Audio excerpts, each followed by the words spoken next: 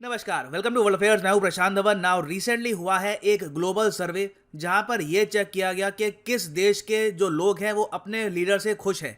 तो यहां पर यह पाया गया कि जो 13 दुनिया के बड़े वर्ल्ड लीडर्स हैं उसमें से सबसे ज्यादा अप्रूवल रेटिंग है इंडिया के पीएम की। यहां पे आप देखोगे PM Modi approval rating is 70%। देखो, पेंडेमिक के टाइम में ऐसी अप्रूवल रेटिंग रखना बहुत बड़ी बात है। अप्रूवल रेटिंग मतलब कि कितने लोग उस देश के शासन से अभी के लिए खुश हैं। तो यहाँ पे आप पूछोगे अच्छा तो 70% खुश हैं तो बाकी 30% नाराज हैं, तो इसका आंसर है नहीं। इसमें एक ऑप्शन ये भी होती है कि I don't know, not sure वाली। तो ओवरऑल जो इनकी डिसअप्रूवल रेटिंग है वो 30% से भी कम है। अभी आपको जो कंप्लीट डेटा है ये मैं आपको दिखाऊंगा। बाकी मैं आपको ये बता दूं कि इनकी अप्रूवल रेटिंग मई 2020 में हुआ करती थी 84%। उसके बाद इनकी अप्रूवल रेटिंग काफी गिरी थी और अब फिर यहां पर राइज करी है। So it is a very remarkable thing.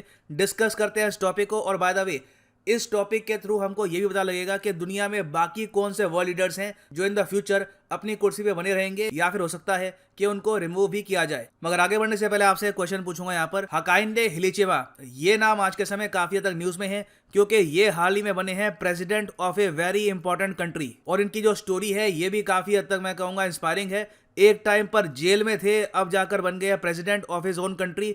आपको यहाँ पर यह बताना है कि ये किस देश के प्रेसिडेंट रिसेंटली बने हैं। जिम्बाब्वे, जापान, जाम्बिया या फिर सोमालिया। कमेंट सेक्शन में करो आंसर। सही आंसर मैं आपको दूंगा वीडियो के अंत में।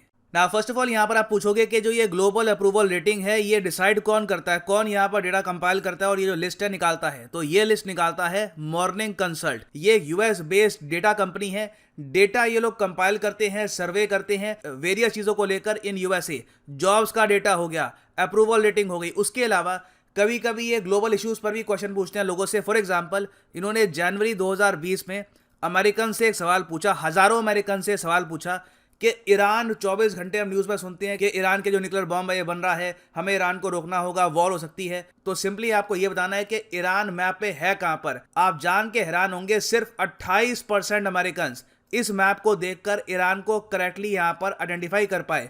बाकी है जब उनको बड़ा मैप दिखाया यहाँ पर इस टाइप का, तो यहाँ पर सिर्फ 23% अमेरिकन आइडेंटिफाई कर पाए ईरान को। और जो इनका ये सर्वे है ये काफी वायरल भी हो गया था। इससे काफी हद तक ये भी हमको पता लगता है कि अमेरिकन जनता वर्ल्ड अफेयर्स के बारे में, ग्लोबल अफेयर्स के बारे में कितनी ज्यादा इग्नोरेंट है। खैर, मॉर्निंग कंसल्ट जो ये कंपनी है ये बनाई गई थी 2014 में। और अभी ये क्या करते हैं कि आफ्टर एवरी 4 to 6 मंथ्स ये पब्लिश करते हैं रेटिंग्स का डेटा वर्ल्ड लीडर्स का, जहां पर ये बताते हैं कि इनके हिसाब से किस मेजर कंट्री के जो लीडर हैं उनके लोग खुश हैं उनके शासन से। ना यहाँ पर आप पूछोगे सिर्फ 13 कंट्रीज क्यों, बाकी कंट्रीज क्यों नहीं।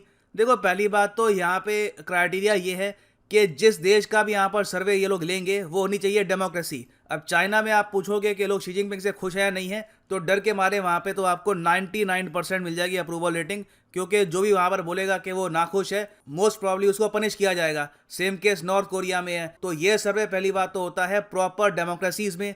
उसके अलावा ये लोग फोकस करते हैं मेजर इकोनॉमीज पर। तो इसलिए जो भी देश यहाँ पे कवर किए गए हैं यहाँ पर आप देख पाओगे, ये लिस्ट है।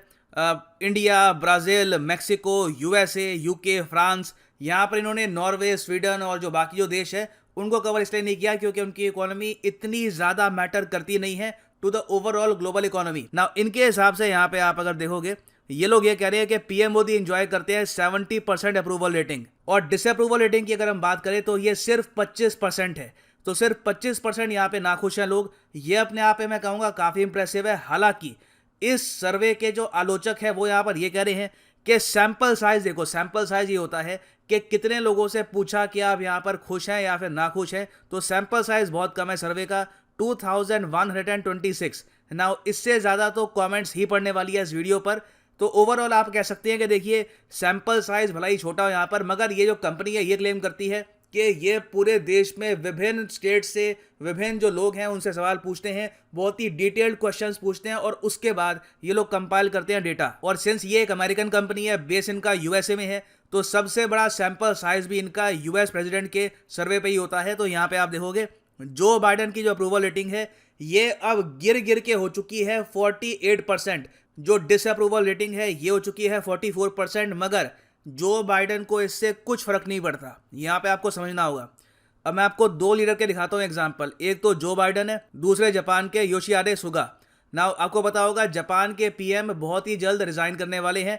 इनकी जो पॉलिटिकल पार्टी है उसने हाल ही में ये कहा है कि ये रिजाइन कर देंगे और इनकी जगह एक नए पीएम बनेंगे जापान के। तो जापान में ऐसा इसलिए हो पा रहा है क्योंकि जापान में है एक पार्लियामेंट्री फॉर्म ऑफ डेमोक्रेसी, मतलब कि यहाँ पर पहले आते हैं मेंबर ऑफ पार्लियामेंट फिर चूज करते हैं कि उनमें से कौन बनेगा पीएम। भारत की तरह यहाँ पे होता है। तो जापान में आज के समय जो रूलिंग पार्टी है liberal democratic party, Shinzo Abe की पार्टी, पावर में तो वही पार्टी रहेगी, मगर बस एक नया पीएम यहाँ पर सामने आ जाएगा। मगर क्या यूएसए में ऐसा हो सकता है? यूएसए में जो बाइडेन की जो अगर मान लो डिसअप्रूवल रेटिंग है ये बिल्कुल मान लो 80% पहुंच गई, तो क्या जो बाइडेन को जो डेमोक्रेट पार्टी है यूएसए की रिप्लेस कर सकती है? तो इसका आंसर है नहीं। जो बाइडेन पे जो इनकी पॉलिटिकल पार्टी है ये प्रेशर नहीं डाल सकती, क्योंकि जब तक ये चाहेंगे ये रहेंगे प्रेसिडेंट, अनलेस इनको रिपब्लिकन और डेमोक्रेट दोनों मिलकर इम्पीच ना कर दे, वो अलग ही केस होता है। तो जो बाइडेन इस सर्वे को लेकर इतने ज्यादा चिंतित यहां पर होंगे नहीं। मगर वैसे मैं आपको ये बता दूं कि जो बाइडेन की पुअर परफॉर्मेंस का यहाँ पे रीजन है अफगानिस्तान। जिस टाइप की इमेजेस आई है अफगानिस्तान से,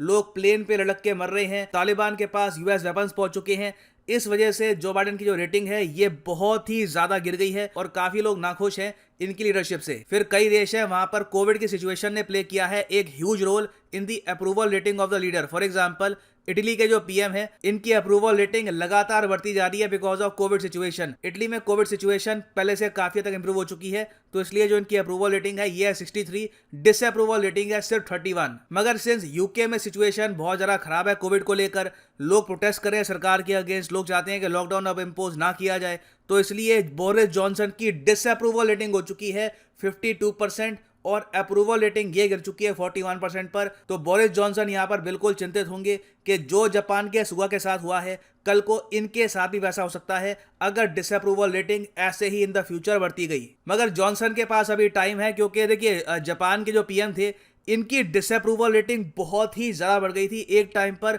66-64% में भी पहुंच गई थी और इनकी अप्रूवल रेटिंग है सिर्फ 25%। जापान के लोग बहुत ज्यादा नाखुश हैं इनकी हैंडलिंग से ऑफ द कोविड सिचुएशन।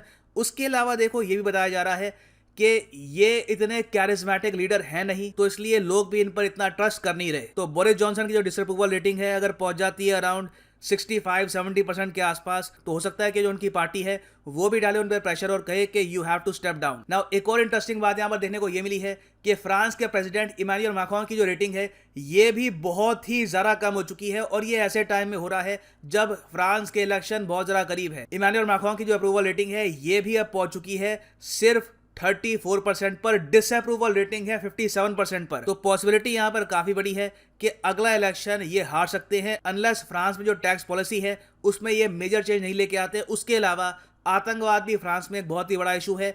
आतंकवाद के खिलाफ जितने ज्यादा ये एक्शन लेंगे उतनी जो इनकी अप्रूवल रेटिंग है ये आपको बढ़ती हुई भी दिखेगी इन द फ्यूचर। ना वापस आते हैं अपने क्वेश्चन पे कि हकाइंडे हाल ही में प्रेसिडेंट बने हैं किस कंट्री के? तो सही उत्तर है यहाँ पर ऑप्शन सी, जाम्बिया के। यहाँ पे आप देखोगे Hakainde from prison to president of Zambia, और यहाँ पे आप देख पाओगे ये एशिया का मैप, ये है हमारा प्यारा भारत और यहाँ पे आपको मिलेगा जाम्बिया, जिम्बाब्वे के बिल्कुल करीब, एक काफी मैं कहूँगा सिग्निफिकेंटली बड़ा देश है ऑफ अफ्रीका। और फाइनली यहाँ पर मैं ये भी ऐड कर दूं कि अनअकैडमी का यूपीएससी कॉम्बो कोर्स अवेलेबल है। सिंपली यहाँ पर जाओ कमेंट सेक्शन में, click on this link. Bye the वे जो अनअकैडमी का कॉम्बो कोर्स है इसके प्राइसेस बढ़ने वाले हैं from the 15th of this month, तो 10 दिन आपके पास यहाँ पर है बिफोर द प्राइसेस इंक्रीज। तो सिंपली यहाँ पे आप क्लिक कर सकते हैं पिक ए प्लान पर। जो कॉम्बो कोर्स है इसका फायदा यहाँ पे आपको ये मिलेगा कि आप इसी कोर्स के under UPSC prelims, mains, optional तीनों की ही तैयारी आप प्रॉपर्ली कर पाएंगे। तो जो 24 मंथ का कोर्स है ये आप परचेज कर सकते हैं अगर आपके पास टाइम है, आप आने वाले 2 साल में प्रॉपर्ली प्रिपेयर करना चाहते हैं for UPSC, you can go for the 24 month plan. मगर जो प्राइस यहाँ पे अभी भी लिखा है पे मत कर देना, यूज करो यहाँ पे promo code PD10 and the prices will fall. So use the code PD10 and save money. By the way मैं फिर रिपीट करूंगा, in just around 10 days the prices will rise substantially, so now is the right time to buy this course. So इसी note के साथ ये है यहाँ पर वीडियो का अंत। Thank you for listening and as always God bless you all.